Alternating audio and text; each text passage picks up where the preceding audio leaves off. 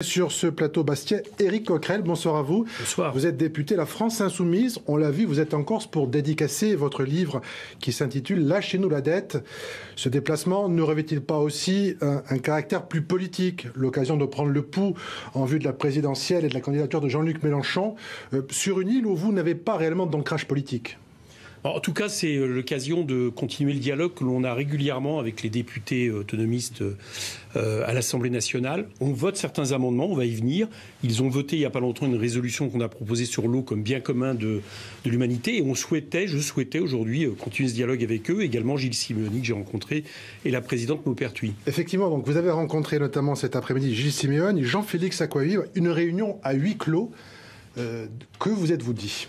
Tout simplement un peu ce qu'on se dit régulièrement à l'Assemblée. C'est-à-dire qu'il y a des problématiques qui sont posées aujourd'hui à la collectivité corse dont nous partageons les préoccupations. Alors que ce soit sur la question de la dette de Corsica Ferry, que l'État veut à tout prix maintenir telle qu'elle.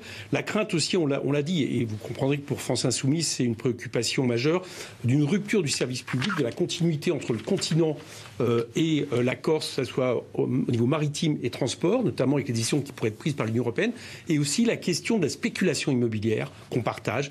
La Corse souffre d'un taux de résidence secondaire très important, et nous, on pense toujours que les gens ont le droit de vivre et travailler au pays. Donc sur toutes ces questions, on s'est rejoint à plusieurs reprises. Il a aussi été question, selon nos indiscrétions, de l'autonomie de l'île. Rappelons que vous vous êtes dit favorable, ainsi que Jean-Luc Mélenchon d'ailleurs, à l'inscription de la Corse dans la Constitution, mais à certaines conditions. L'article 74, voilà. Nous, on n'est pas d'accord avec Emmanuel Macron qui dit quelque chose un jour et qui, là, manifestement, ne fait que des circulés. Il n'y a rien à voir sur les propositions de la collectivité.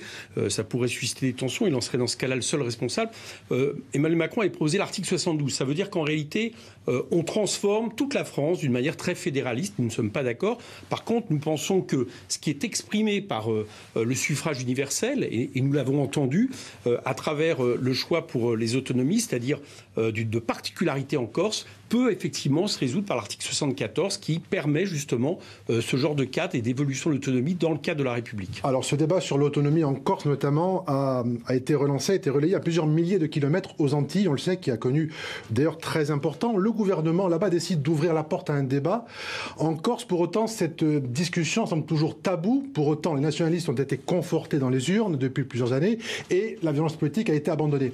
Comment est-ce que vous analysez finalement ce double langage? C'est ce qui m'inquiète justement, c'est-à-dire le fait que l'État paraît buté par rapport à une expression majoritaire dans les urnes et un choix qui a été celui de le proposer par des voies démocratiques. Et je ne sais pas très bien ce que cherche Emmanuel Macron. Le gouvernement a refusé comme ça toutes les revendications, que ce soit sur les questions du logement, je vous en ai parlé, des transports, et là sur l'évolution dans le cas de l'autonomie. Et c'est vrai que nous porterons pendant cette campagne la question de l'article 74 pour la Corse. C'est quelque chose que nous revendiquons, même si nous considérons qu'à l'issue de cette période, il y aura un choix de la part du peuple corse de rester au sein de la République française. Merci beaucoup d'avoir été l'invité de ce Corsica. Je précise que vous serez demain donc à Ajaccio, puis à Porto Vecchio pour dédicacer votre livre et puis rencontrer certainement des militants et peut-être de futurs soutiens politiques.